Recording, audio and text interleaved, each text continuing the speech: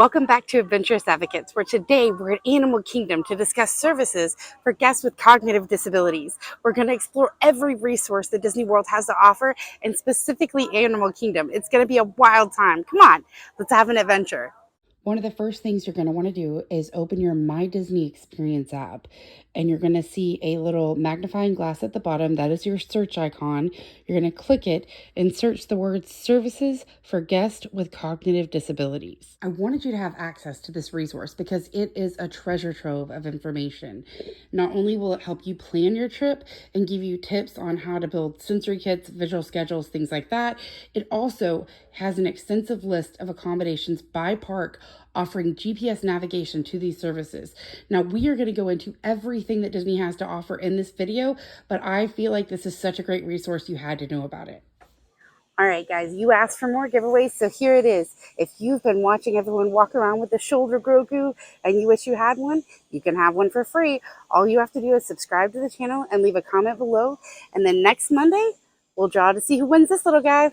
And you have a full week to let us know you want it. You just have to email us. We'll provide you the email next week. Want to do when you enter the park is turn left. Guest services is clearly labeled. This is where you receive your DAS pass. This is also where you can discuss with a cast member your personal needs and your resource concerns, and they can match you with the accommodations that best suit what you need to have a magical day. Now you're going to want to grab a park-specific disability map. This will tell you when all the very loud events are going to occur, like shows and parades. It will also discuss things like dietary options throughout the park, accessibility by ride, service animal accommodations, and so much more. Now, cognitive disabilities are not specifically listed by category. It does limit it to mobility, hearing, and vision, but there are lots of great resources there as far as how to find guest services and where different services are offered throughout the park. If you or a member of your party has a cognitive disability and has difficulty knowing where they are in space, walking long distances, or overheating if you walk a long distance, difficulty navigating stairs and things like this, Disney does offer alternative access such as elevators and things like that, but you also can use their ECVs or wheelchairs. You do have to rent them. They are not free. So the prices are listed here in this video, but also you can take your stroller over to guest services and get a placard that shows that your stroller can be used as a wheelchair. Most queues will let you take your wheelchair through it. Some of them do ask you to transfer into a pushable wheelchair before entering a ride. There is no extra charge for that. World. They're commonly poached for their horn-swept horns. Their interesting shape helps them move quickly from an animal they cattle see in the open ahead of them for the world. Now you might look, the first thing you probably notice about these Ankoli cattle as you drive past are their horns. Those horns can be 8 feet from tip to tip, but they're almost at first domesticated than the Watusi tribes of Africa. Neck of the giraffe. There's only 7 vertebrae inside. That might sound like a lot, but it's the same number of vertebrae that you in the wild. You'll find them eating red clay as a supplement to their typical diet. Clay has a lot of nutrients. Flamingo, and it happens to be my favorite word to describe a group of animals. Some of the other animals we've been seeing so far. So far, hurry, friends, go wild, enjoy the rest of your day here in Animal Kingdom, but come visit us again sometime. Animals make sure that no 2 safaris are ever quite the same. And my friends on the right, watch your hands, arms, feet, and legs, these doors slide open. Watch your head and watch your step as you step down on the truck. But most importantly, friends, have a fantastic day out there. Disney also went out of their way to advocate for individuals with cognitive disabilities by creating sensory break locations. These are areas where you can go that they will intentionally be lower traffic. They also do not have speakers or any loud services that go through there, such as shows or parades. They also usually are shaded, and they offer you a way just to kind of get a break and have some time to yourself and decompress and not be overstimulated. I am here between Pandora and Africa. There's actually a bridge that connects, and there are lots of areas with no speakers and no sounds. Great places to pull off and see water. If you need a chance to just be by yourself and calm down or not be quite so immersed in just movement and people and things, this is a great spot to do it in. The other 2 break areas are over in Gorilla Falls and the Tiger Trek. Those are both walk-through zoos where you can walk through and see animal exhibits, and it has a lot of buildings, a lot of space in between people, benches, covered areas that have vegetation shade, and much more. So those are also very good options if you just need a sensory break, or if you need a chance to kind of decompress or do something that's not so immersive, or flashy lights or sounds or people and all those kind of things. When it comes to rides, Disney's got you covered. They have something called a DAS pass. And if you haven't checked it out, go look at our videos for how to get one, how to use one, how to use it within the app, and all those kind of things. Everything you need to know about the DAS pass is in the video below. But the short version is it allows you a comeback time. So it limits the amount of time you have to spend cramped in small spaces around other people. It allows you to enjoy more of the park without getting overstimulated.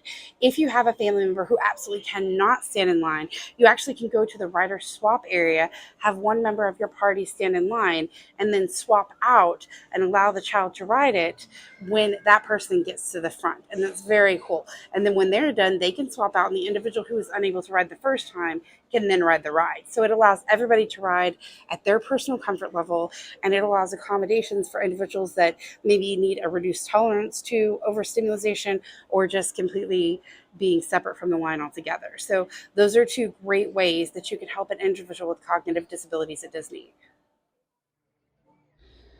When it comes to traveling with an individual with a cognitive disability, planning is key. You're going to want to go ahead and download your Magic Guides app. This will tell you things like where the companion restrooms are, how long the wait times have traditionally been, how long the wait times currently are, so you can really plan your day around the individual that you're traveling with needs.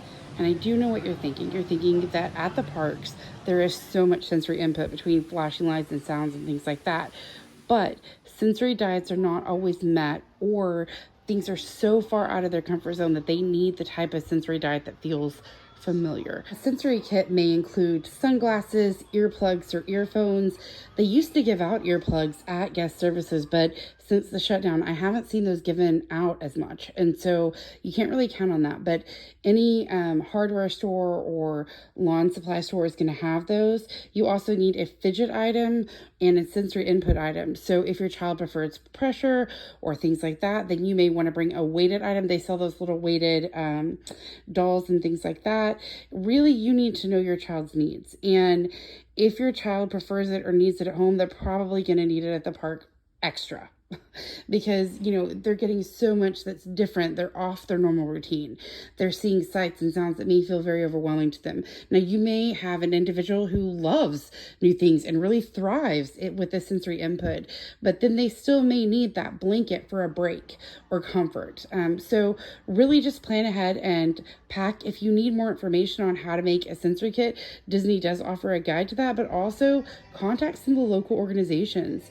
Card of Florida has great resources, and they are happy to talk to you on the phone. If you call them and let them know you're planning a vacation, then they can also provide you some great information. And I'm going to go ahead and link Florida Card below so you can have their contact information. But beyond that, you need to plan for yourself. So you need to understand that an individual who does have some unique challenges or needs is going to also need more from you, which means that you may experience a little bit of emotional fatigue. And so it's also important to bring some stuff for you and to give, when I say that, I mean plan ahead to take breaks for yourself. Don't push too hard. Don't push yourself to the point that you're just super exhausted. Plan ahead. Stick to your plan, but be okay if it doesn't work out. Be flexible and tell yourself, maybe we're done today, and it's okay if we're done today. We can go home and try another day, or we can go back to the resort or house and come back a little bit later today or a different day, and that's okay. So just give yourself permission to let the day go how it goes. And if you have had enough, or if your family members had enough, then that is perfectly okay. The Magic Kingdom and Animal Kingdom are a magical place, but it's not worth pushing yourself to the point that people aren't having fun anymore or everybody's stressed out. The next tip is something that most people might not have thought of, that actually in the first aid area, they have an area where you can cool down, color, watch TV. It's super quiet, it's super chill. They have snacks, they have waters, but they also have a dark room with recliners that if there aren't any breastfeeding moms, your child can go in there and cool down, take a nap, and just relax. They also have office areas that are similar to what you would see at a primary primary care's office, where you can go and have some privacy if meltdowns are happening and they just need a little bit of time to kind of center themselves and cool off and not have an audience and things like that. It's very helpful, has a lot of dignity to it, and it's very helpful in a moment of crisis. One reason that Disney will always feel like home to me is that they always go out of their way to make sure that everyone, regardless of your needs, regardless of your limitations, can enjoy and thrive in their environment. They want every child and every family to be able to come here, be able to experience all the magic that the parks have to offer. And what's great is that you can also go to guest services and they will meet you where you are. You can let them know your needs, you can let them know your limitations, and they can tell you what they can do to try to help you have a magical day. So I would say that one of the best tips that I can offer you is to talk to them, to go let them know and communicate your needs and let them try to help you, especially if you're struggling. And don't be afraid. Don't be, self-conscious. Everybody has needs sometimes. Even neurotypical people sometimes need help. And so if you need help, go ask. If you just think that you could be enjoying the magic a little better with some supports, go ask. You may be surprised with how they can help you. So that is a good tip too. Well, we have had a wild time exploring the advocacy that Disney Parks engages in towards individuals with cognitive disabilities. As you can see, there's lots of ways to enjoy the parks and plenty of supports to make this a magical day for you. If there's something that you wish they offered that you didn't hear about today, leave it in the comments. I'd be happy to email them and pass along your concerns. But when you get here, don't forget to talk to guest services. I really hope that you found the tips today helpful. Please like, subscribe, and ring that notification bell. And until next time, stay adventurous.